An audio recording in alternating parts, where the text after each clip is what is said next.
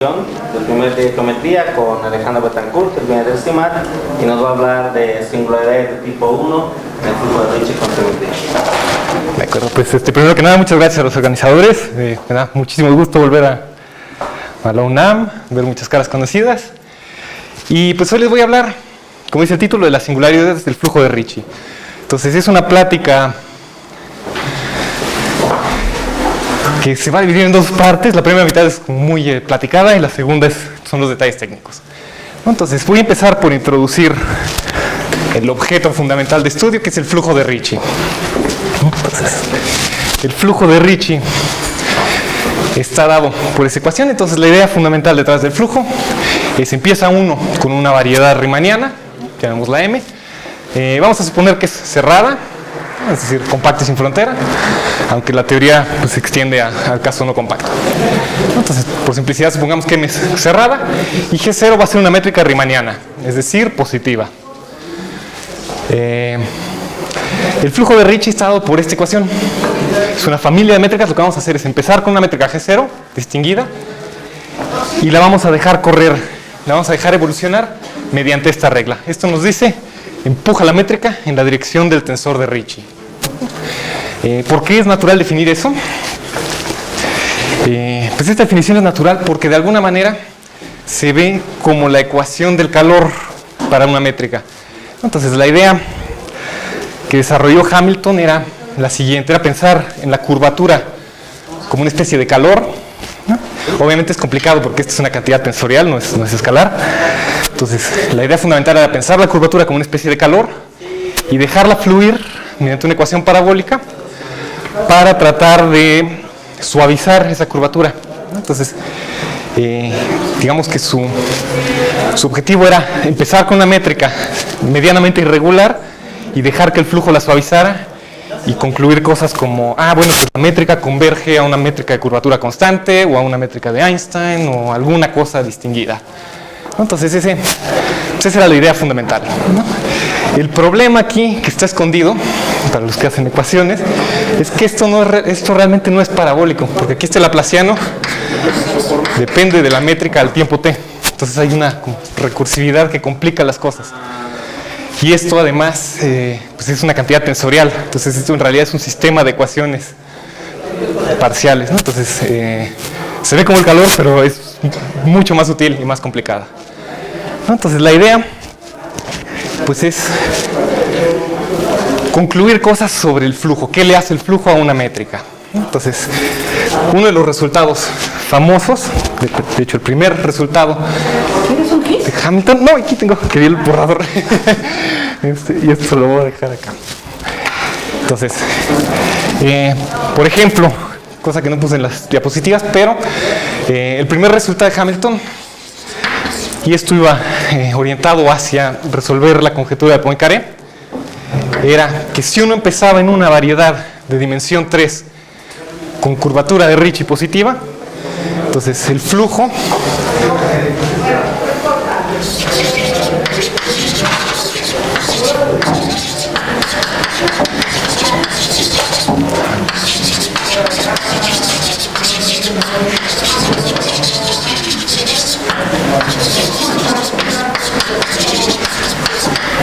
lo que hace es deformar esa métrica a una métrica con curvatura escalar constante. En pocas palabras, Poincaré queda demostrado para el caso en que la métrica inicial tenga Ricci positivo.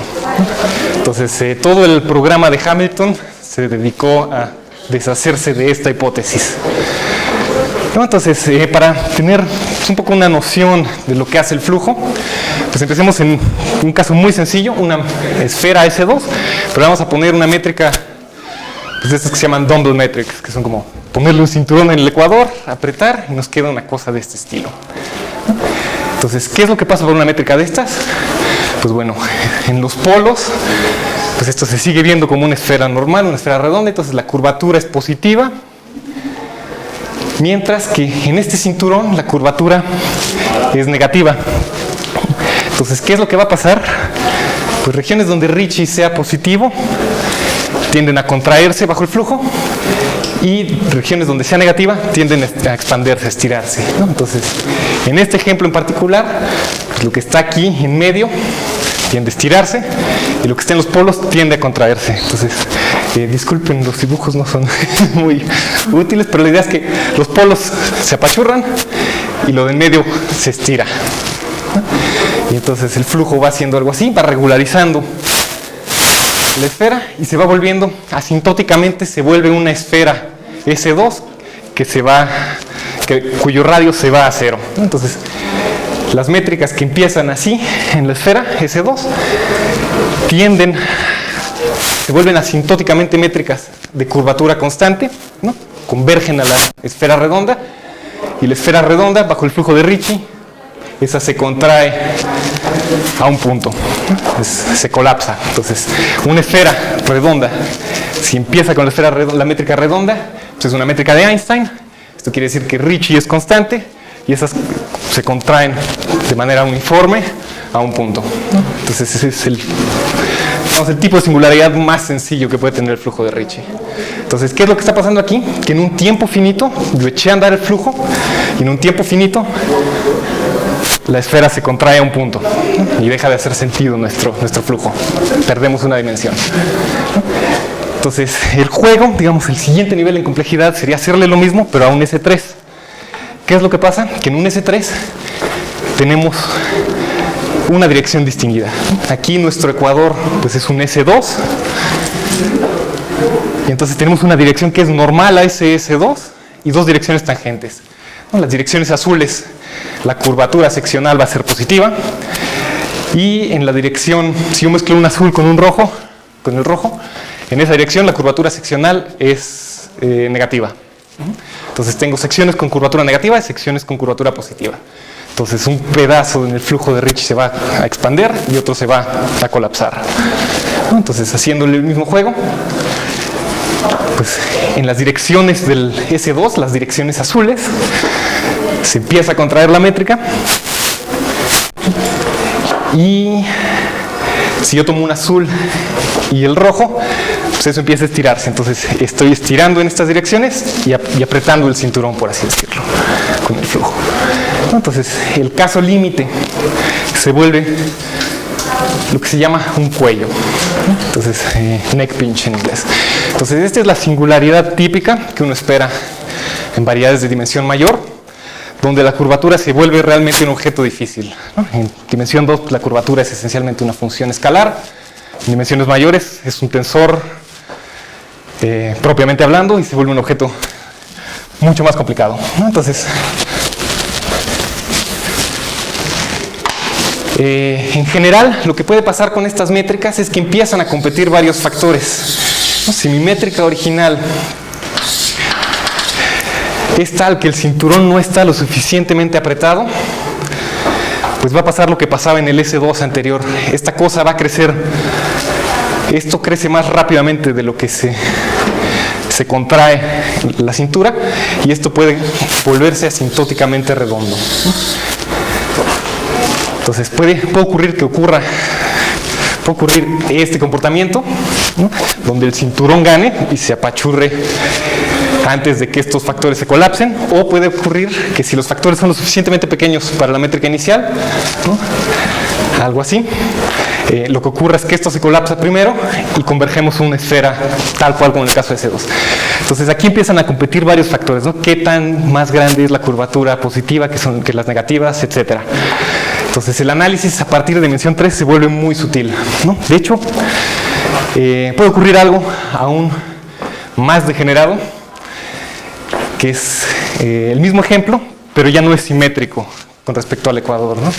Ahora lo que está pasando es que un lado pues es grande, aquí la curvatura es positiva, pero pues casi plana, es cercana a cero, digamos, y aquí la curvatura es más grande, ¿no? Aquí puedo hacer que un pedazo de la esfera sea mucho más pequeño y entonces la curvatura se contrae, ¿no? Y lo que ocurre es una especie de comportamiento frontera entre lo que habíamos dicho, donde, bueno, ahí está muy feo el dibujo, pero lo que pasa es que queda algo así, queda una especie de pico, ¿no?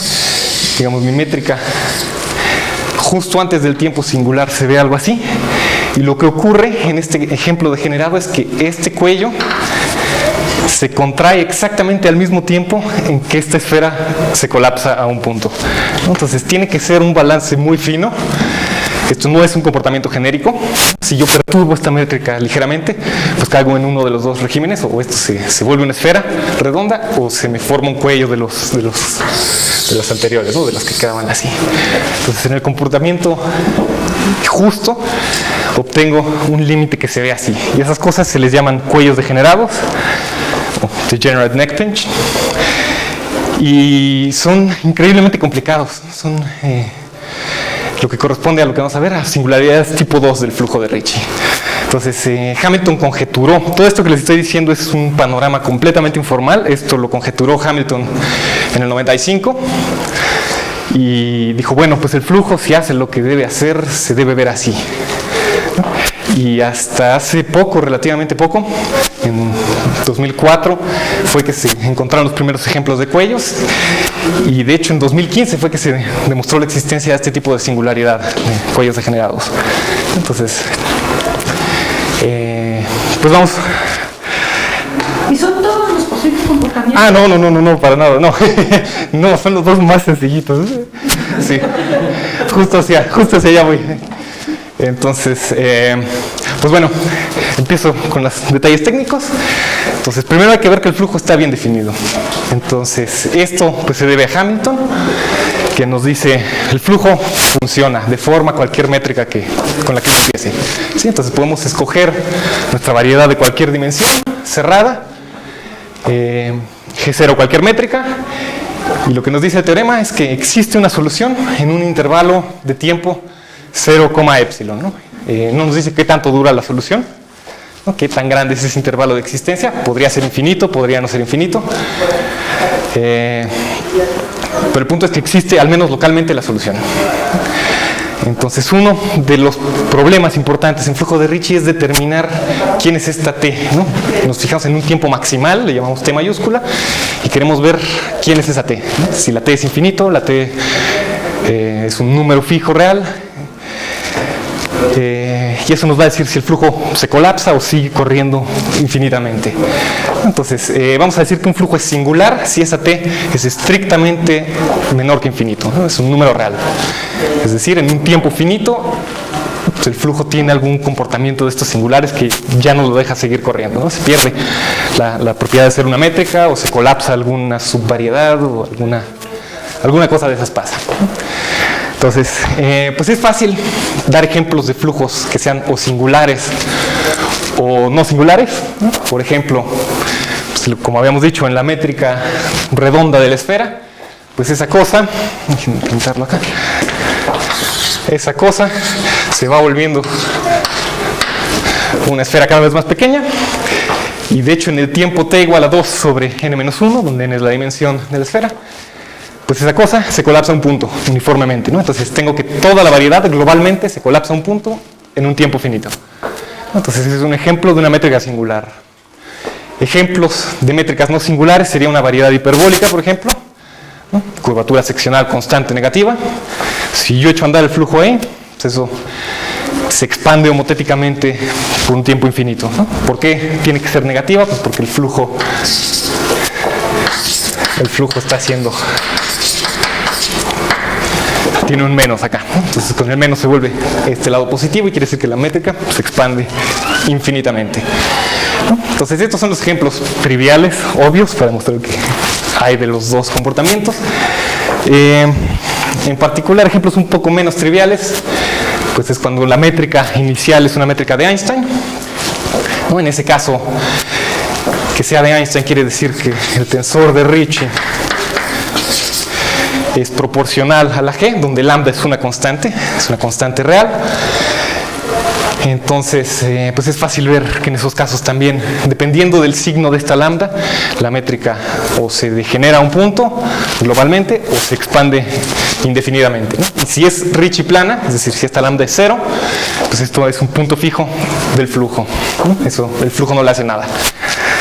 Entonces, pues ese es el inciso 3. El inciso 4 es un poco más complicado, pero es la misma idea, y es lo que se llama solitones de Ricci. Entonces, si yo tengo una métrica pues casi de Einstein, lo que lo que estoy haciendo aquí es perturbarla por una cierta derivada del I de la métrica, pues utilizando esa propiedad de la métrica inicial, ¿no? Si la G0 satisface una ecuación de este estilo para un campo vectorial X, pues yo puedo cocinar soluciones del flujo de Ricci mediante esta receta de acá, ¿no? Multiplico por un parámetro real y estoy jalando con un difeomorfismo. Esta es la familia de difeomorfismos asociadas a un campo vectorial, ¿no? Que se obtiene de multiplicar para cada tiempo t por un escalar al campo vectorial X de la definición de solitón de Ricci. Entonces, de hecho, estas son muy importantes, se llaman soluciones autosimilares del flujo, y el estudio de estas cosas pues, está íntimamente relacionado a entender las singularidades del flujo. ¿No? Entonces, a ver, última nota es que pues, lo que estamos viendo acá de pensar en estos casos es que lo que hace que el flujo se vuelva singular es que haya alguna región con curvatura positiva, ¿no? Estamos viendo curvatura de Einstein positiva, hace que se colapse un punto, ¿no? Paridades hiperbólicas se siguen indefinidamente. Entonces, por ahí hay algo que la curvatura positiva tiende a formar singularidades y, pues de hecho, eso es cierto, ¿no? Entonces, vamos a formalizar esto un poco y esto es el teorema o uno de los teoremas de existencia de Hamilton, ¿no? Nos dice cómo es que o cuándo es que ocurre una singularidad en el flujo. Entonces nos dice en particular que si yo tengo un flujo singular, ¿no? Si la t es estrictamente menor que infinito, lo que tiene que estar pasando es que la norma del operador de curvatura riemanniana se tiene que estar yendo infinito, ¿no? En pocas palabras, hay alguna curvatura seccional que está disparándose a infinito, ¿no? No sabemos cuál, ni tenemos ninguna especie de control, pero pues nos dice que forzosamente alguna curvatura seccional tiene que irse infinito, ¿no? De hecho, la forma de demostrar este teorema es por contrapositiva. Supone uno dice, bueno, supongamos que todas las curvaturas seccionales son acotadas, y entonces ve uno que puede extender a un tiempo t más epsilon el flujo, ¿no? Puede extenderse la métrica, de manera que esto tiene que estar saltando infinito en algún, si hay un tiempo singular menor que infinito, ¿no? Entonces, pues como dice la diapositiva, la formación de singularidades es la obstrucción al programa de Hamilton, ¿no? Si nosotros queremos demostrar Poincaré, la idea era, pues empieza con tu variedad, tu 3 variedad topológica, ponle una métrica y déjala correr bajo el flujo de Ricci. Y lo que pasaba es que el flujo no se comporta bien, el flujo saca singularidades y entonces hay que saber cómo lidiar con ellas, ¿no? Ver qué tipo de singularidades para cortarla, es el procedimiento de cirugía, y volver a echar a andar el flujo. Entonces, pues vamos a... bueno, un comentario nada más de esto. De hecho, en el 2005, esto se aclaró un poco más el panorama.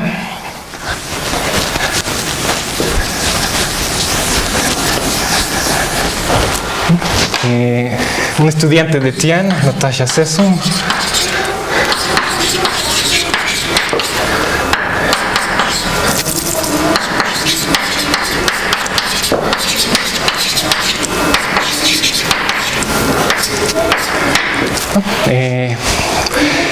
el teorema de Sesson dice que basta utilizar la norma del tensor de Ricci.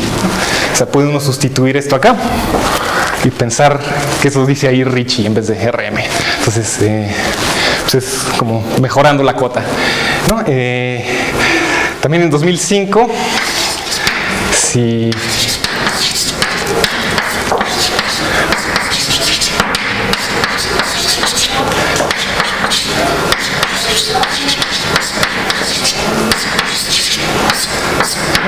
la variedad es de Kähler, de hecho, si la métrica inicial es de Kähler, entonces basta con utilizar la norma de la curvatura escalar, ¿no? Esta es una función, la curvatura escalar real, y esto pues, es el valor absoluto de una función, ¿no? Entonces, si la métrica es de Kähler, pues tenemos todavía una cota más fuerte, ¿no?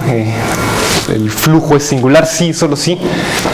La norma de esa función escalar se va a infinito, ¿no? De hecho, queda una pregunta abierta hasta el día de hoy. No se sabe si puedo quitar la condición de Keller. Entonces sigue abierto. Si quitando Keller sigue siendo válido el resultado, ¿no? Sería pues, bastante interesante encontrar un ejemplo que sea singular, donde la hipótesis de Keller, donde esto se quede acotado, pero que sea singular, ¿no? Entonces mostraría de alguna manera una diferencia fundamental entre el flujo de Ricci en una variedad de Keller y una variedad seca, ¿no? Entonces, pues vamos con detalles más técnicos de las singularidades. Entonces, Hamilton clasificó los distintos comportamientos singulares que puede tener el flujo, y para familias de flujos singulares a un tiempo t estrictamente menor que infinito, ¿no? Porque también Hamilton definió qué significaba ser singular en t igual a infinito, pero lo que nos interesa es cuando t es finita. Hay dos clases de singularidades, las llamadas tipo 1, donde esta cantidad de acá está acotada para alguna constante c, y las tipo 2, donde esto de hecho se ve infinito, ¿no? Entonces, ¿por qué hacen sentido estas cantidades? Bueno, pues de entrada sabemos que si un flujo es singular, esto de acá, el supremo de Rm, se ve infinito, y esto pues se va a cero cuando yo me acerco al tiempo singular, ¿no? Entonces, puede ser que por un lado un término se está yendo a cero, el otro se está yendo a infinito, los pongo a competir. Si empatan, la llamo tipo 1, y si gana el supremo, si gana lo que se está yendo a infinito, pues la llamo tipo 2, ¿no? Esto es un poco contraintuitivo, pero las tipo 1 se llaman de formación rápida y las tipo 2 son de formación lenta, ¿no? Uno pensaría que es al revés, porque pues, esto se está yendo a infinito muy fuertemente, pero no, ¿no? Lo que ocurre es que, pues, como mencioné de paso, el flujo de Ricci es lo que se llama una ecuación débilmente parabólica, y esas ecuaciones pues predicen un cierto ritmo de formación de las singularidades. Lo que dice la clasificación tipo 1 y tipo 2 es que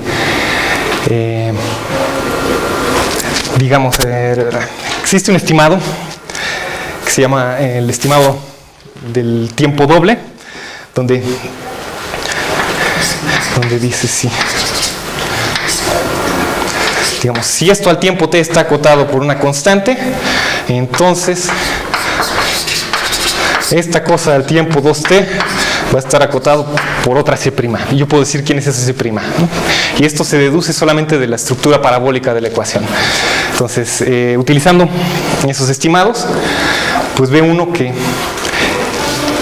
las tipo 2, la curvatura siempre es más pequeña de lo que debería ser de acuerdo con este estimado, ¿no? Por eso se llaman singularidades que se forman lentamente, pero pues ahí es un caso extraño, es una terminología natural, pero es quizá no muy intuitivo verlo, ¿no? Por lo menos la primera vez que yo lo leí era como, ¿por qué?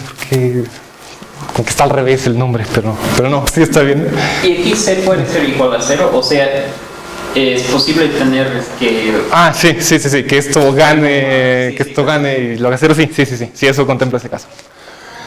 Y no hay ningún cambio, no, esto sigue siendo tipo 1. Si en ese caso decimos que sigue siendo tipo 1. Y quizá cuando veamos el procedimiento de blow-up quede más claro por qué conviene que sea tipo 1, ¿no? Que es justamente a lo que voy. Existe un procedimiento, la idea es que estas singularidades son un objeto muy misterioso, es un objeto pues, muy complicado de ponerle las manos encima, ¿no? Por lo que les decía, por ejemplo, Hamilton, que inventó el flujo de Ricci, pues, jamás pudo demostrar ni siquiera la existencia de uno de estos cuellos, ¿no? De los neck pinches. Entonces, son objetos difíciles de asir matemáticamente. Entonces, lo que se hizo a finales de los 90 fue introducir la noción del blow-up de una singularidad, ¿no? Un nombre robado de geometría algebraica. Y la idea es la siguiente.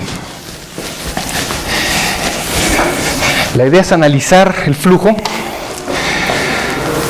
en tiempos muy cercanos al tiempo singular y ver qué es lo que está pasando ahí, ¿no? Entonces, pues regresando a nuestras métricas en la esfera,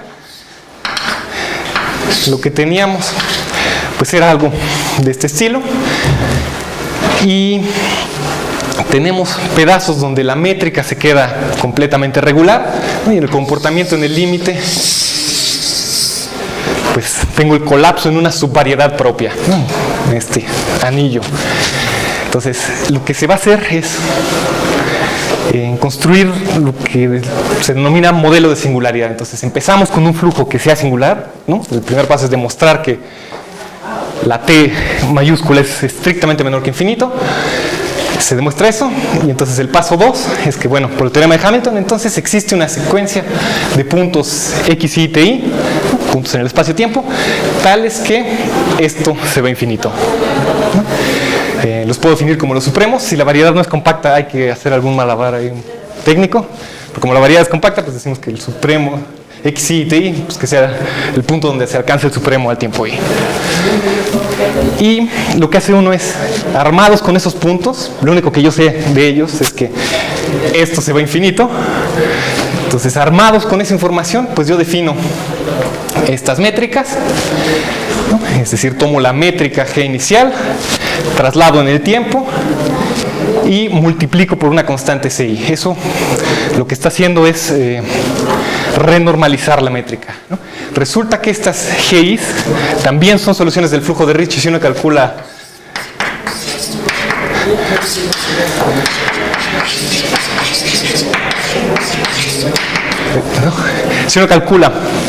quién es el tensor de Ricci y esas cosas, pues el tensor de Ricci es invariante bajo multiplicaciones escalares, de manera que eso sigue siendo una solución del flujo de Ricci. Entonces, a cada flujo de Ricci singular yo le asocio una sucesión de flujos de Ricci. Medio complicado, pero esta es la idea. Y la idea es que la curvatura de esto, de esta métrica, pues siempre es menor o igual a 1 al tiempo 0. ¿Qué es lo que estoy haciendo? Estoy multiplicando por un número enorme. Entonces, si mi variedad se está apachurrando y yo multiplico la métrica por un número gigantesco, pues de alguna manera estoy como haciendo que mi cuello, que era casi cero, casi apachurrado, pues se vuelva a ver gordo otra vez, ¿no? Entonces, esa es la idea detrás de esto. ¿Qué tan gordo? Bueno, pues de hecho esto ocurre, la curvatura al tiempo cero está acotada por 1, y de hecho se da la igualdad, ¿no? Si yo calculo la norma del tensor de curvatura en x igual a xy, al punto que yo escogí, eso me da 1 exactamente, ¿no? Entonces, decimos que para cualquier flujo de Ricci singular, estas métricas son una sucesión de blow-off, ¿no? Obviamente la sucesión depende de qué punto se escoja, ¿no? Pero pues lo omito. Y el resultado fundamental, la clave de hacer los blow-ups, es un teorema de Hamilton que nos dice lo siguiente. Nos dice, pues imaginemos que tenemos un flujo de Ricci, ¿no? Le estoy agregando una serie de puntos, ¿no? Estoy marcando mi variedad con una serie de puntos, y lo que estoy diciendo es, supongamos que es singular, ¿no? Entonces, o bueno, no supongamos nada, supongamos que tengo flujos de Ricci y puntos marcados. Entonces, esos flujos de Ricci pues están definidos en un intervalo, ¿no? Para cada i yo tengo un intervalo donde vive ese flujo, y lo que estoy pidiendo, pues esta es una cosa realmente técnica, ahorita olvídense de eso. Lo importante son dos cosas: que si esto está acotado para todas las i's, ¿no? Si el supremo del supremo de las curvaturas está acotado, y el radio, bueno, el ínfimo del radio de inyectividad en los puntos que yo escogí es estrictamente positivo, ¿no? El radio de inyectividad nos dice cuándo se chocan dos geodésicas, esencialmente. Entonces nos dice si el radio de inyectividad es estrictamente positivo, ¿no? Podría ocurrir que esto se fuera a cero, ¿no? Si yo tengo algo como un cuello que se va haciendo cada vez más pequeño, pues cada uno de estos es positivo, pero el ínfimo es cero. Entonces lo que nos dice el teorema es, si yo logro verificar estas dos condiciones, entonces puedo extraer una subsucesión de mi colección original que converge a un cierto límite, ¿no? Y no me quiero meter en los detalles de quién es este límite. Para los que les interese, pues es el sentido de Shiger-Gromov puntuado, se llama. Pero el punto aquí que hay que llevarse a casa es, si yo tengo estas dos cotas, tanto para las curvaturas como para el radio de inyectividad, entonces puedo extraer una subsucesión que converge alguna cosa en algún sentido, ¿no? El límite en particular, y esto es importante, es que esta M infinito no tiene en principio nada que ver con esta M, ¿no? De hecho, límites de variedades compactas puede converger a algo no compacto. De hecho, ese es el caso típico. ¿No? Bueno, quizá esto quedará más claro. Pero el punto es ese, que si yo satisfago dos condiciones geométricas, entonces puedo extraer pues, una cierta subsucesión convergente a algo, a un algo, y ese algo pues también es una solución del flujo de Ricci. Entonces una sucesión de flujos de Ricci converge a otro flujo de Ricci en otro espacio que no tiene nada que ver a priori con el original. Entonces decimos, en definición, que un modelo de singularidad para un flujo de Ricci pues es una variedad, es un flujo de Ricci nuevo en otra variedad posiblemente distinta, posiblemente la base sea distinta, posiblemente este M infinito y esta M no tengan nada que ver, que sus topologías sean completamente distintas. Y entonces un modelo de singularidad es un límite que se obtiene como límite de blow-ups. Entonces, ¿qué es lo que estoy diciendo?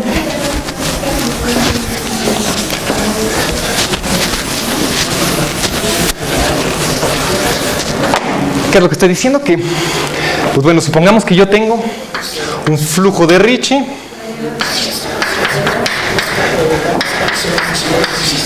que se colapsa en un tiempo finito. Entonces, ¿qué es lo que hago? Pues extraigo mis nuevas métricas, las GIs, y puedo escoger puntos arbitrarios. Estos los meto yo arbitrariamente, ¿no? Los escojo de manera que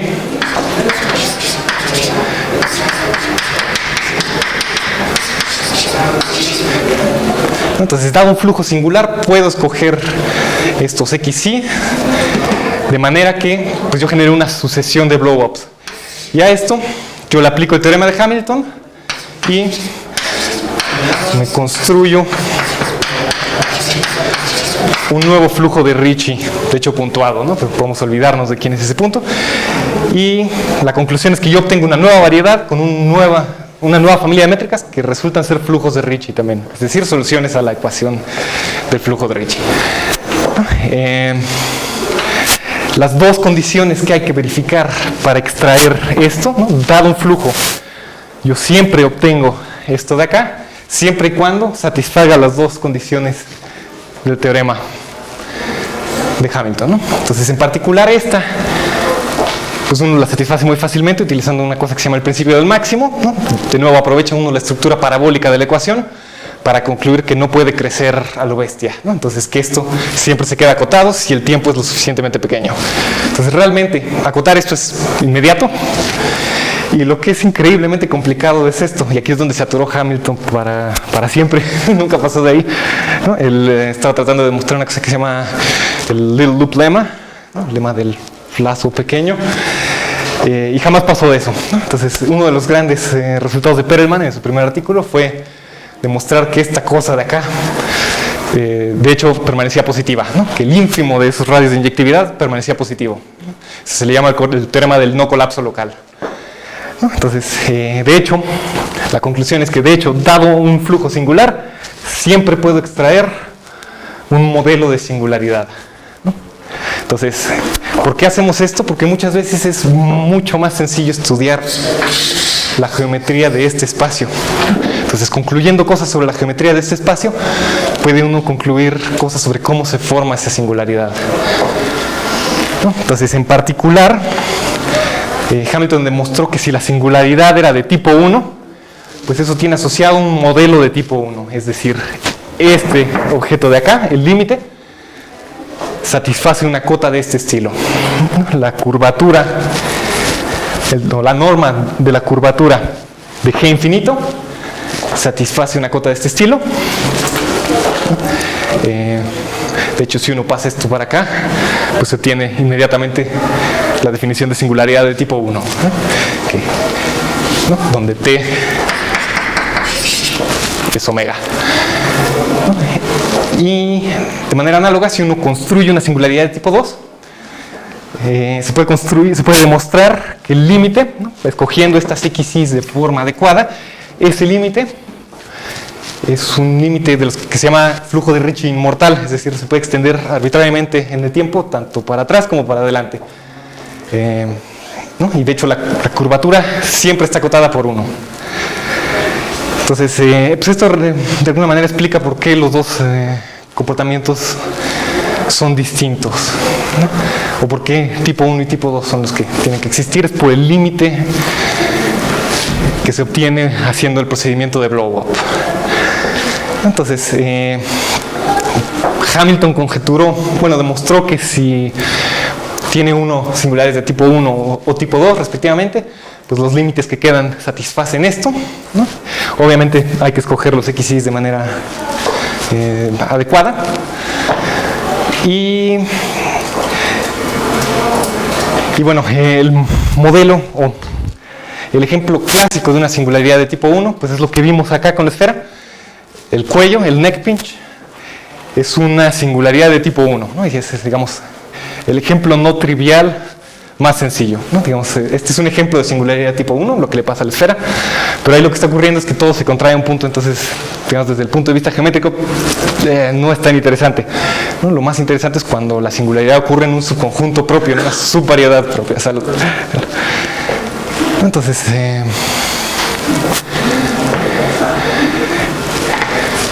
pues bueno, vayamos a un ejemplo, ¿no? Entonces, ¿qué es un cuello? ¿Qué es un cuello para el flujo de Ricci?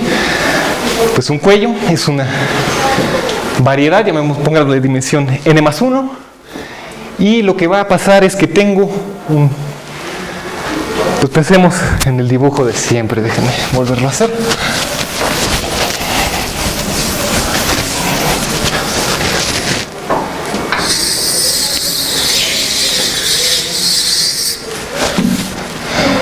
¿No? Un cuello pues consiste en un subconjunto propio de la variedad. Esto le permitimos que varíe con el tiempo, ¿no? Es una elección de un subconjunto propio de la variedad, tal que ese subconjunto se ve como una esfera por un intervalo o por los reales, ¿no? Entonces, en nuestro caso en la esfera, pues esto era un Sn cruz un intervalo, ¿no? Esto era Sn+1, y lo que está pasando es que la métrica en este espacio, en el anillo, ¿no?, en el NT, esa métrica cada vez se ve más parecida a un cilindro. Esta es la métrica normal de un cilindro, ¿no? Que las direcciones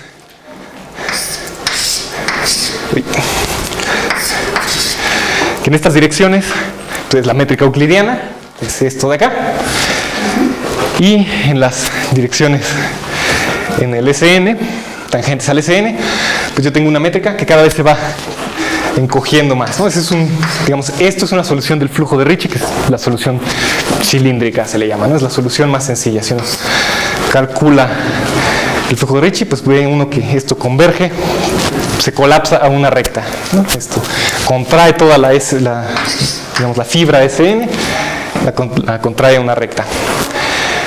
Entonces, ese es el caso más sencillo. Bueno, esa es la definición de cuello. Y es el caso más sencillo, ¿no? Las métricas que vimos en Sn+1, pues son los candidatos naturales a formar cuellos, ¿no? Entonces, por sencillo y natural que parezca, pues esto tomó 20 años en hacerse formal y rigurosamente, ¿no? Entonces, les voy a contar un poco cómo va la prueba y luego les explico qué otros resultados puede uno sacar utilizando las mismas ideas, ¿no? Entonces, ¿cómo demuestra uno que el dibujo que vimos al principio, digamos el S3, forma un cuello? O sea, ¿cómo demuestro que ese es el comportamiento que obtenemos? Pues lo primero es, bueno, pues escribimos este Sn+1. De hecho, si yo le quito los polos, pues esto es difeomorfo a un intervalo, ¿no? Si yo le hago dos hoyos acá, lo que me queda es un intervalo, y las métricas en estos intervalos se escriben como esto de acá, ¿no? Puedo decir que este intervalo sin pérdida de generalidad sea el menos 1, 1. Y pues cualquier métrica que sea rotacionalmente simétrica se escribe como esto de acá, ¿no? Entonces estoy suponiendo que la métrica tiene esa forma, ¿no? El detalle aquí es que la coordenada X no avienta mucha información geométrica. Entonces lo que uno hace es, pues toma una geodésica, cruce toda la variedad. Bueno, las geodésicas tienen velocidad constante, entonces puede uno parametrizar estas métricas por longitud, ¿no? Por la longitud geodésica. Digamos, esta cosa sería el diámetro de nuestra variedad, y la métrica en esas coordenadas, pues de hecho se ve más sencilla, ¿no? Es decir, si uno saca la derivada, la diferencial de esta S, pues se tiene que esto de acá es igual al de S, ¿no? Entonces se puede pasar de esta a esta expresión utilizando este cambio de variables, ¿no? Es lo único que hice, un cambio de variables, meter una variable auxiliar que simplifique las cosas, y puede uno ver fácilmente que el flujo de Ricci tiene que satisfacer esas dos ecuaciones. ¿Cómo se ve eso? Pues bueno, eso se ve porque las curvaturas seccionales en las direcciones tangentes a las esferas, a estos SNs, están dados por este número de acá, y las curvaturas, perdón, es al revés, perdón, las curvaturas en direcciones normales, las curvaturas en estas dos direcciones, una que sea normal y otra tangente, están dadas por este número, y las curvaturas cuando tomo estos dos normal, tangentes al SN, están dados por este número. Entonces, si uno descompone Ricci en términos de esas curvaturas, saca esas ecuaciones. Entonces, pues un dibujo de lo que tenemos es esto. Nos interesa, en realidad, resolver este sistema, y sobre todo, podemos considerar la phi una variable auxiliar, y lo que realmente nos importa es quién es esta psi. Entonces, si yo encuentro la psi, puedo generar la métrica, puedo decir quién es esa métrica, ¿no? Y puedo empezar a calcularle cosas a esa solución. Entonces el dibujo es el siguiente, ¿no? Tenemos una función que va del menos 1 al 1, que es la psi de x. Es una función, tiene que ser positiva para que lo que nos queda sea una métrica. Y lo que... Bueno, se tienen que cumplir algunas condiciones de frontera, no me meto en detalles, pero queremos que la métrica pues se cierre en los polos, ¿no? Entonces tengo un problema con condiciones de frontera acá, pero eso lo meto debajo del tapete, es un problema técnico. Y la idea, pues esencialmente es ver como una superficie de revolución, ¿no?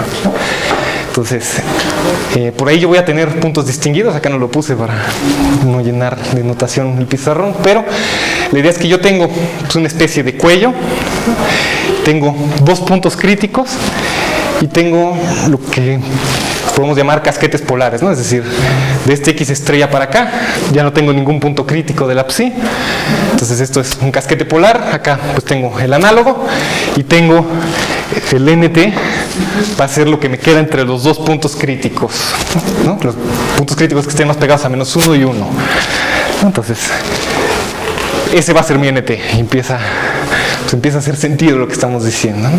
Entonces, pues bueno, esto es lo que les dije, las curvaturas seccionales, ya sean las direcciones tangentes a esta SN o normales a la SN. Y entonces, el primer teorema que se tiene es que si la curvatura inicial, si la curvatura escalar inicial es no negativa y la curvatura seccional de esta fibra, de este SN, es no negativa, entonces esta función, la psi, pues es estrictamente decreciente en el intervalo abierto menos 1, 1.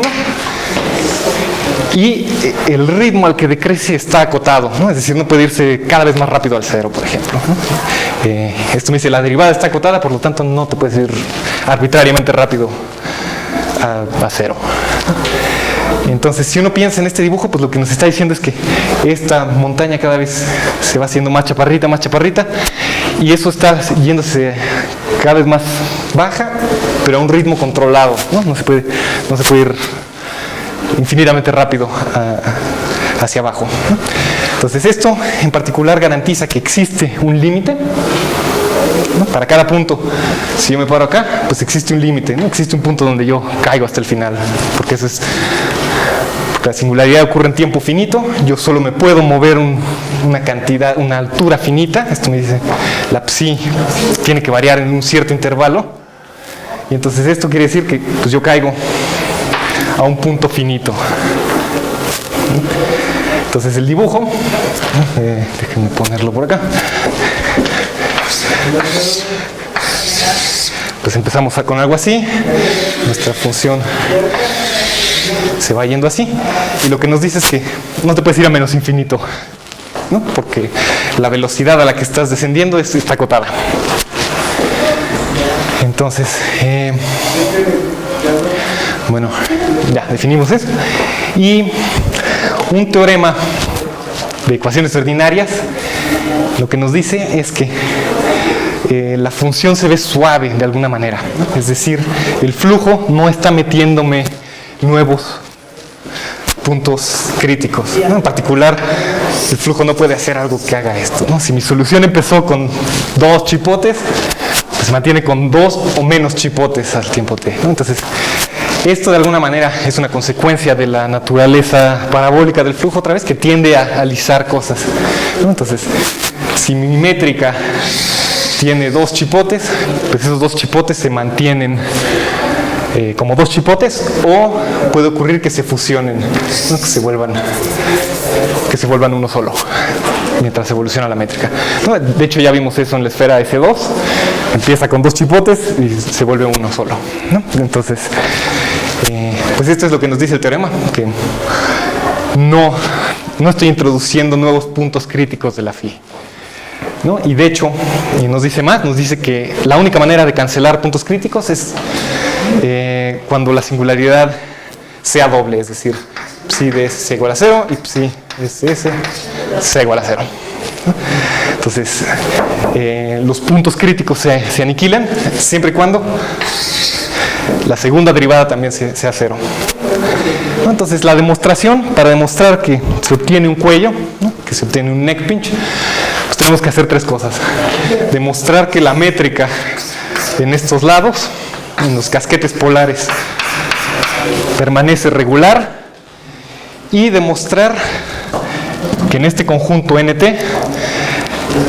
nos queda algo que se aproxima al cilindro.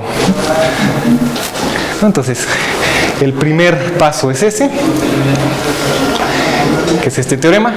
Nos dice, bueno, supongamos que tengo estas 2 hipótesis adicionales iniciales, que la curvatura escalar es no negativa y la curvatura en estas direcciones también es no negativa. Entonces, la métrica se vuelve singular en un tiempo finito, y si además el límite del casquete, en el dibujo,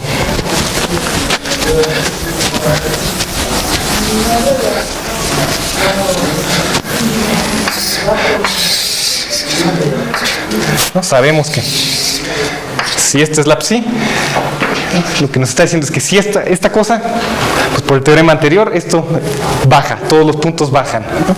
Cuando yo echo a andar el flujo.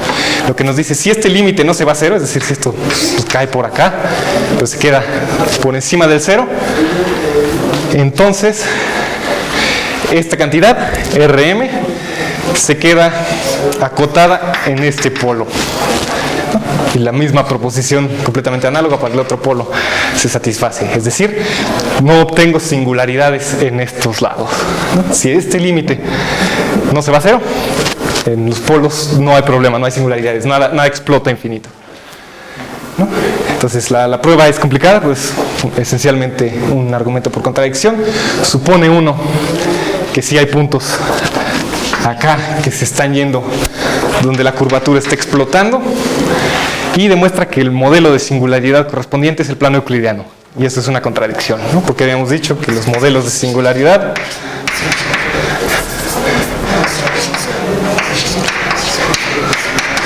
satisfacen esto, ¿no? Satisfacen que en el límite de los puntos que yo escogí, esta cosa tiene norma 1, por lo tanto no puede ser plana, ¿no? Por lo tanto el plano euclidiano no es un modelo de singularidad. Entonces la idea es sencilla, la prueba es técnica, pero la idea es sencilla, es contradicción. Supongamos que algo se ve infinito y veamos que el límite que nos queda pues, es un sinsentido, ¿no? Siguiente cosa que hay que hacer es, pues bueno, ya vimos, en los casquetes no hay problema, todo se comporta como debe comportarse, desde luego asumiendo estas dos hipótesis al tiempo cero, ¿no? Entonces, esas son mis suposiciones, mis hipótesis constantes, siempre voy a estar haciendo estas hipótesis.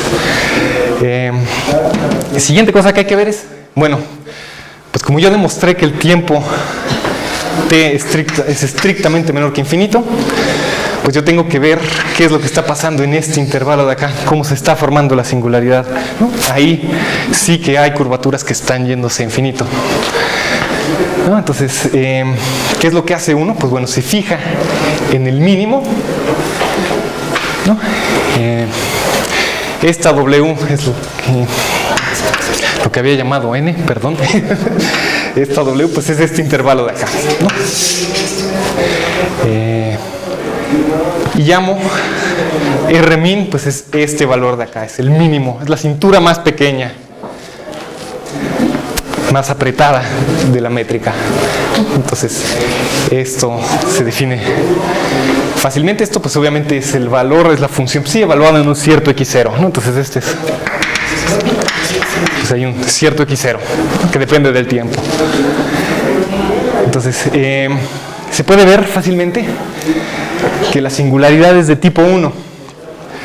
Que digamos que este cuello degenerado que estamos formando es de tipo 1. ¿Por qué? Porque se satisface estas dos desigualdades. ¿Cómo se demuestran? Pues bueno, tenemos por hipótesis que este mínimo es alcanzado por un cierto x0, es un x0 de t, depende del tiempo.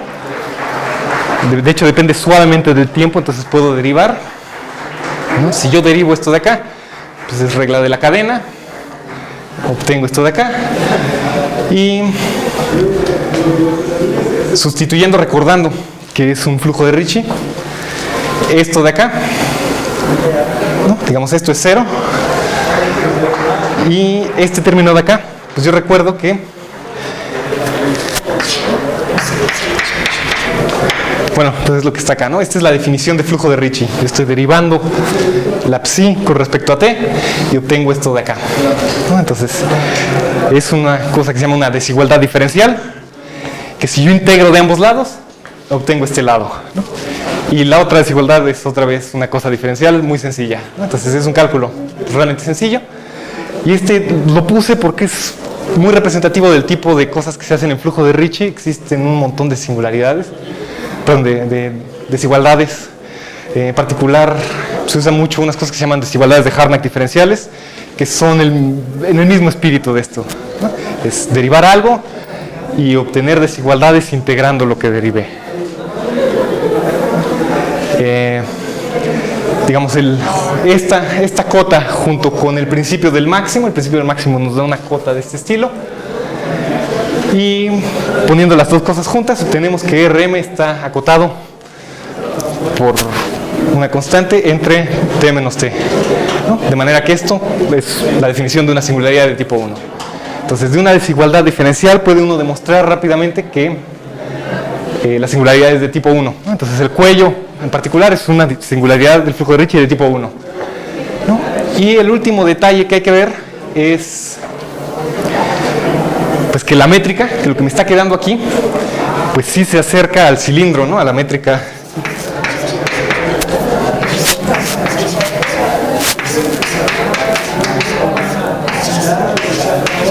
A esta métrica, ¿no? Entonces yo tengo que dar una familia de feomorfismos tal que el pullback de estas métricas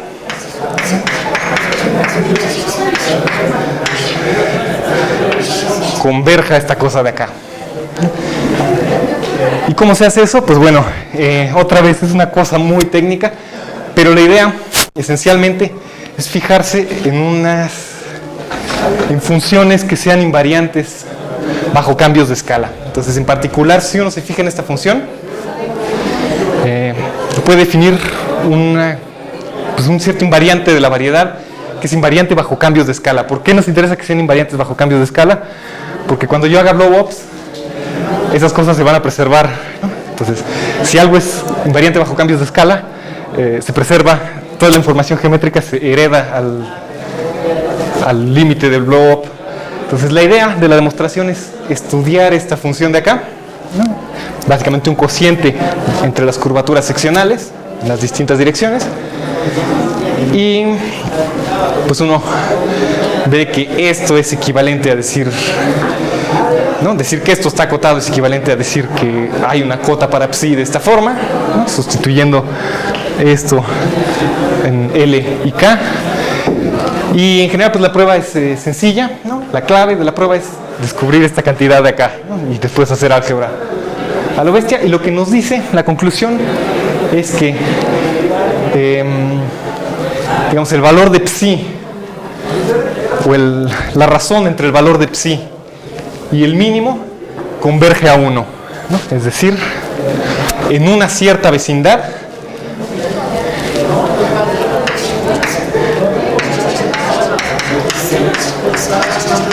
¿no? Otra manera de escribirlo es que en una cierta vecindad de este x0, de este mínimo, pues la razón entre el máximo y el mínimo se acerca mucho a 1. Es decir, esta función se vuelve pues algo muy parecido a la constante 1, ¿no?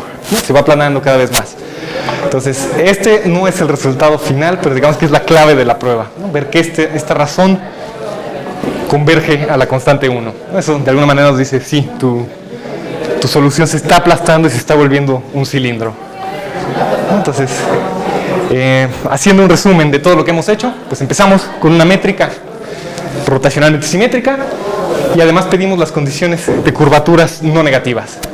Entonces, esa es la primera hipótesis. ¿Cuál es el siguiente paso? Pues demostrar que en los casquetes polares no hay singularidad, es decir, la métrica se mantiene regular y pues nos olvidamos de eso, ¿no? Ahí no hay problemas. Siguiente es utilizar una desigualdad diferencial para concluir que la singularidad es de tipo 1. Y el cuarto paso es utilizar una función invariante para obtener el comportamiento asintótico cilíndrico. Entonces, este procedimiento pues, nos da cuellos para la métrica en Sn+1. Entonces, quizá en el último minuto les hablaré de generalizaciones de esta idea, ¿no? Digamos, este es el ejemplo más básico de cuellos, ¿no? Y lo que uno puede hacer en este caso pues es fijarse en qué pasa si en vez de meter Sn, ¿no?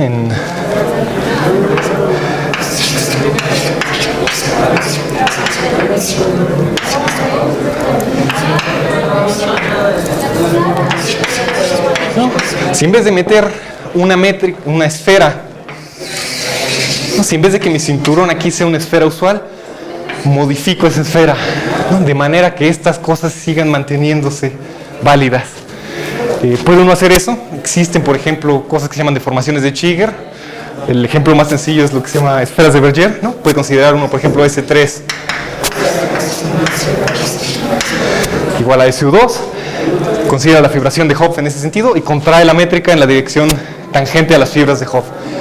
Eso es una métrica que sigue satisfaciendo 1, pero que ya no es rotacionalmente simétrica. Entonces, lo que le hace el flujo es como desenvolver esa fibración de Hopf y converge asintóticamente a la que acabamos de ver, ¿no? A la métrica, al cuello degenerado. Entonces, en particular, pueden utilizar cosas que generalicen la fibración de Hopf, ¿no? Son las deformaciones de Chigger, y sigue uno obteniendo ejemplos de cuellos. Entonces, yo creo que aquí le paramos y muchas gracias.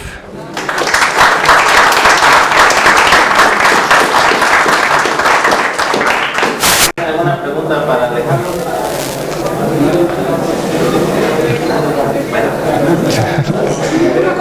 Eso que decías ahorita al final de usar la fibración de Hopf, lo que te importa de la fibración de Hopf es es que tienes un morfismo armónico, o sea, que te preserva el laplaciano de alguna manera. No. No te ayuda eso,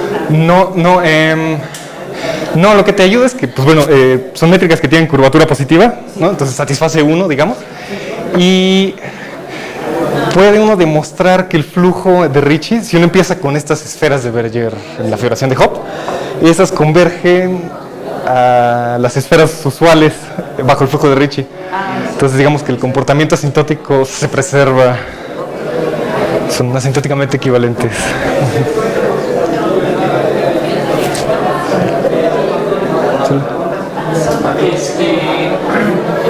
Bueno, estamos hablando mucho de singularidades en tiempo finito.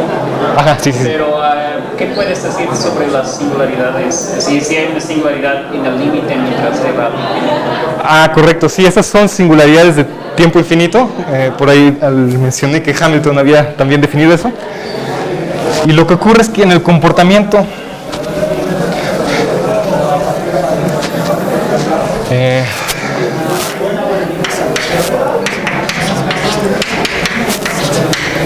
hay tipo 2. Uy, perdón.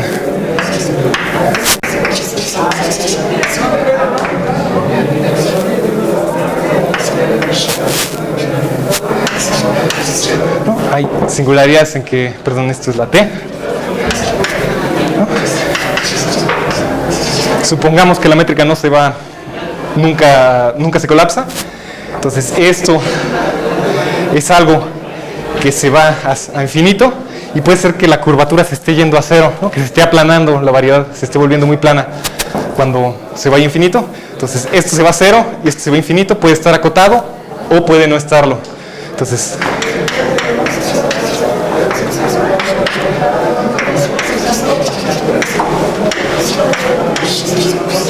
¿no? Entonces puedes tener estos dos comportamientos y existen también modelos de singularidades canónicos para estos tipos de cosas.